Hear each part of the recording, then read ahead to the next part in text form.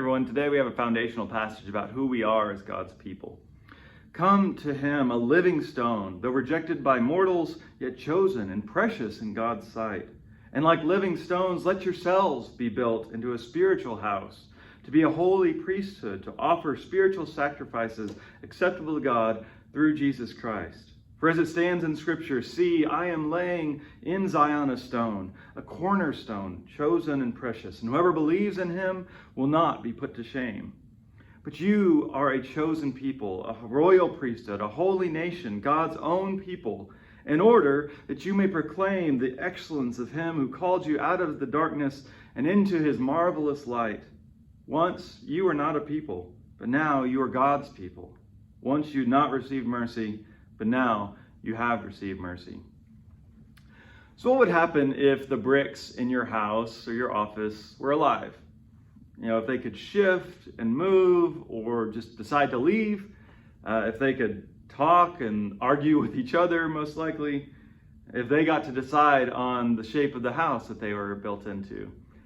I don't think I would want to live in that kind of house. It doesn't sound like it's very stable.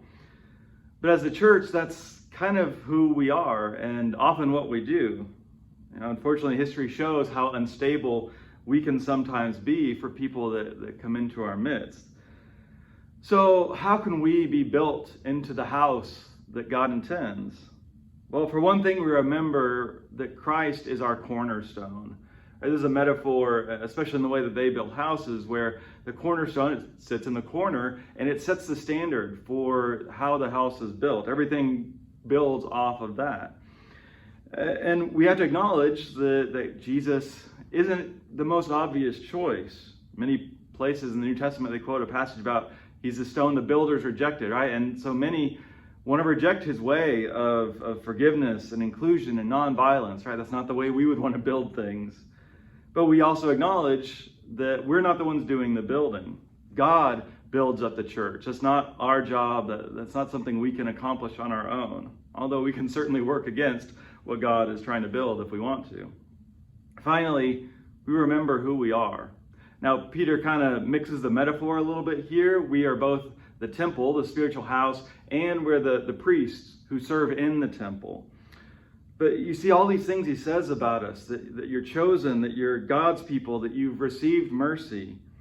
And all of that choice, those gifts, they're not actually really about you. It's given to you, given to us, so that we can then proclaim God's light in a world that's often filled with darkness. So what does that best, what proclaims God's work best, is when we show ourselves to be built by God, when we are built in love, when we are sturdy, when we stand together. That sends a message in a world that really needs to hear it.